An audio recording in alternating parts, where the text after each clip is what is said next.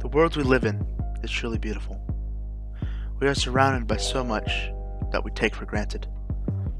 The trees, the blue sky, the fresh air, and so much more.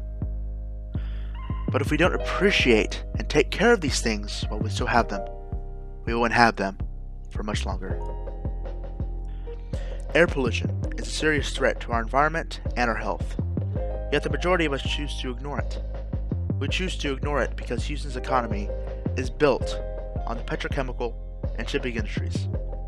As a result, Houston has built its foundation on pollution, disease, and death. A study conducted by the University of Southern California found that merely living close to sources of pollution can have serious health effects on people of all ages. These effects range from the development of asthma to even heart attacks and strokes. One way to solve the pollution problem would be to close down all the sources of pollution, but this would do more harm than good because, simply put, without the refineries, there would be no Houston.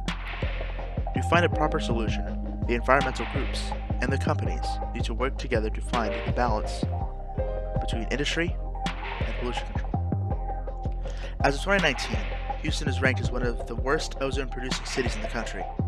According to the American Lung Association's State of the Air report, millions are at risk, making this one of America's worst health disasters.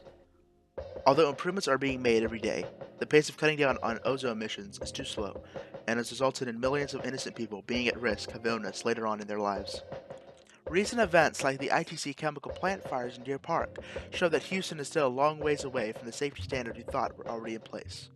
At ITC, the safety was compromised because of several failed safety implementations, and this resulted in a catastrophic accident. Schools were shut down for days, portions of the surrounding area near the plant were put on lockdown, and all because of the inherent dangers of the petrochemical industry. We might not feel the effects of these incidents immediately, but we will, or our kids will in the future. For any change to occur, action has to be taken by the demographic that this affects the most, the youth. We are the ones that will have to live with the effects of pollution our entire lives, so we should take a stand against it.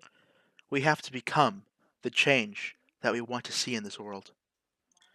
To find out how you can help, visit www.edf.org/howyoucanhelp.